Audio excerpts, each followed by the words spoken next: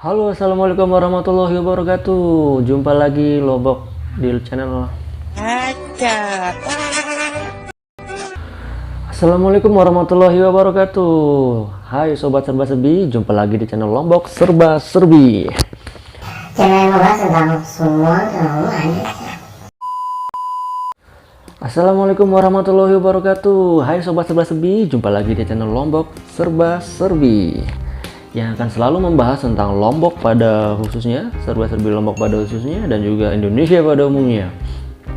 Pada kesempatan kali ini teman-teman, kita akan coba untuk mengupas tentang masalah kesehatan, khususnya dalam masalah seksualitas, dimana mungkin masih banyak teman-teman yang bingung nih, sebenarnya boleh nggak sih berhubungan intim pada saat kehamilan.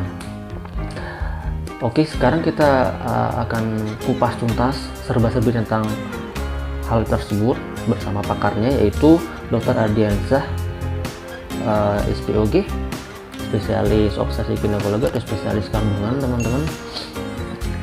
Nah, kita mulai saja mungkin dari pertanyaan pertama.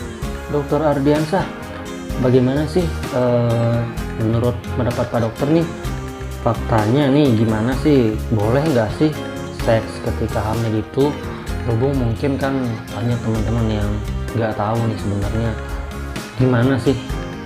Jawabannya sebenarnya tidak ada masalah, tetapi harus atas persetujuan dokter kandungannya. Dan pada usia kehamilan berapa hubungan seks itu diperbolehkan?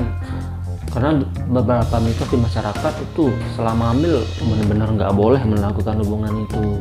Monggo Pak Dokter, gimana menurut teori yang ada itu, bagaimana, apakah kehamilan itu hubungan seks itu nggak boleh selama hamil? Hubungan seks dalam kehamilan ini kadang-kadang pertanyaan penting, tetapi suka malu-malu ditanya sama pasangan suami istri yang istri lagi hamil tentunya.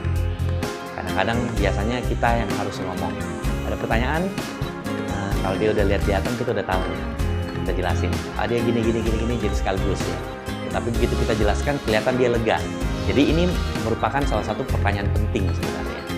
Pada dasarnya tidak ada halangan untuk melakukan hubungan suami istri pada wanita hamil, kecuali ada hal-hal tertentu. Contohnya, pada trimester pertama itu kan kadang-kadang si istri masih mual-mual tuh. Tentunya libidonya turun. Ya kan? Belum lagi biasanya pasangan suami istri itu masih harap-harap cemas. Kalau orang awam bilangnya hamil muda, belum kuat gitu-gitu kan. Jadi biasanya secara alam bawah sadarnya, baik si suami maupun si istri itu dia berpuasa dulu.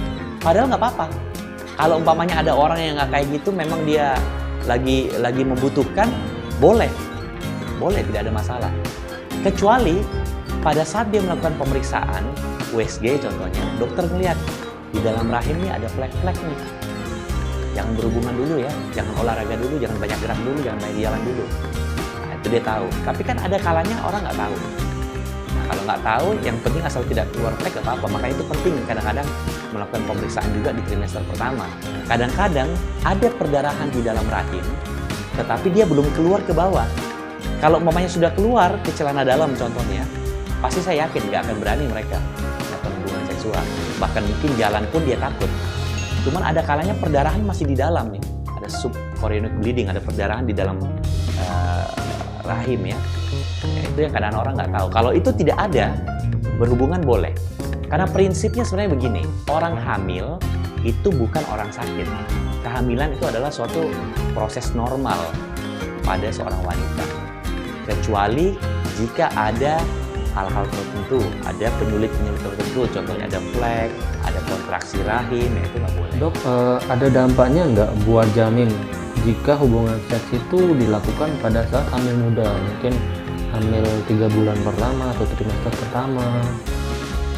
Itu banyak yang bilang dosa karena nanti rentan akan terjadi keguguran. Sebenarnya bagaimana menurut pendapat medis? Nggak ada. Selama kehamilannya normal, dokter melihat dengan USG tidak ada tanda-tanda bahaya, contohnya perdarahan di dalam rahim tidak ada, boleh-boleh aja. Cuman sekali lagi ditekankan harus terukur. Terukur itu dalam artian yang wajar lah, yang namanya orang lagi hamil. Ini kan hubungan suami istri adalah suatu kebutuhan ya, kebutuhan batinia ya. Itu jangan dilarang justru, kecuali ada tanda bahaya ya, nggak boleh. Contohnya bleeding atau kontraksi, perutnya kram-kram, kenceng-kenceng ya jangan. Dok, ini pertanyaan yang nggak kalah pentingnya karena masih simpang siur pertanyaan masyarakat. Gimana sih sebenarnya, apakah bahaya nggak sih buat janin kalau misalnya sperma itu ketika melakukan hubungan intim dalam keadaan hamil, spermanya keluar dalam rahim? Apakah itu bahaya nggak buat janinnya? Di dalam sperma tuh ada zat prostaglandin ya, di mana dia itu dapat memicu munculnya kontraksi. Dari teori sebenarnya itu kontraksi rahim bisa muncul pada saat trimester ketiga ketika sperma ejakulasi di dalam liang senggama atau vagina. Tetapi banyak pengalaman kita juga kadang-kadang di trimester pertama kedua itu suka terjadi tuh, datang perutnya kram-kram kenceng. Kenapa? Kita tanya, oh iya ternyata 1-2 hari lalu ada hubungan suami istri.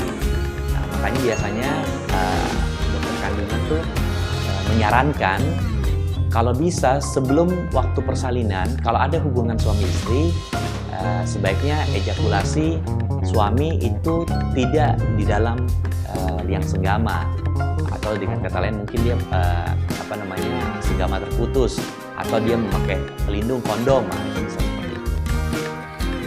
Dok, ada juga ini pendapat di masyarakat tentang apakah kalau misalnya hamil tua itu benar nggak sih justru dianjurkan berhubungan intim ketika hamil tua. Itu gimana sih faktanya Pak Dokter? Justru pada saat dia mau lahiran setelah 9 bulan lebih, kadang-kadang disarankan supaya apa? Memancing kontraksi alami dari rahim itu sendiri, supaya untuk memulai kontraksi untuk persalinan. Nggak harus banget, kalau mau aja. Kadang-kadang bukan apa-apa ya. Perempuan itu kondisi yang sangat subjektif ya. Ada kalanya orang sudah hamil gede, suaminya tuh udah pikirannya mikir khawatir anak lahir, dia kasihan nanti istrinya gimana. Atau ya kadang-kadang ya ada juga istrinya udah gede banget ya, mungkin suaminya juga sudah tidak terlalu berpikir tentang seks ya. Dia pikir yang penting istri saya sehat, anak saya lahir selamat, istri saya selamat. Jadi dia juga nggak terbawa, maksudnya bangkitan seksualnya itu tidak terlalu seperti biasanya. Si istri juga ada yang kadang-kadang gitu, badannya karena dia ngerasa aduh badannya tambah gede, menghitam, ini dia juga kadang-kadang kurang pede, ada juga. Jadi itu tidak ada masalah ya. Cuman kalau dia mau melakukan itu sebaiknya setelah 37 minggu atau 38 minggu usia kehamilan.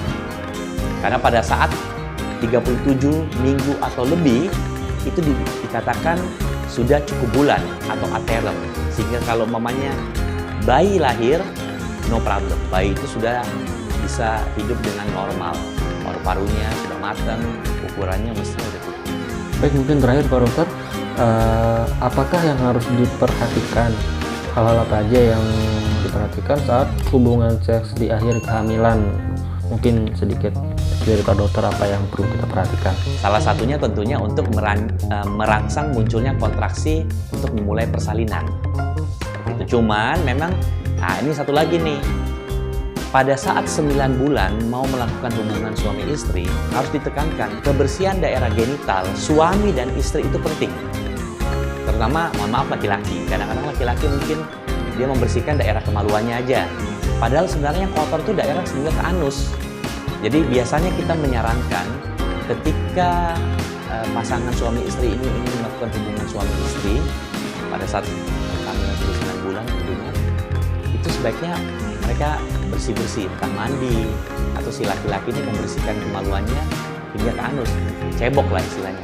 Sama si perempuan juga begitu, untuk meminimalisir kuman yang ada potensi terdorong masuk ketika proses senggama tersebut. Kadang-kadang kalau kondisi tidak bersih, hubungan suami istri bisa jadi bumerang. Kuman yang ada di luar vagina terdorong ke dalam. Akhirnya apa? Kumannya masuk ke dalam rahim, menggerogoti selaput ketubannya, total ketubannya bocor. Itu makanya kadang-kadang ada orang ketubannya bocor. Terima kasih Pak Dokter untuk waktunya. Ya, Sobat Serba Serbi, demikian penjelasan dari Dr. Ardiansah, SPOG, spesialis kandungan.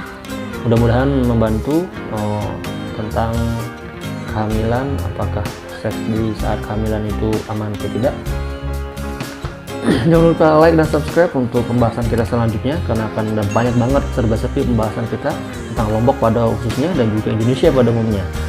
Sekian dari saya, salam serba serbi.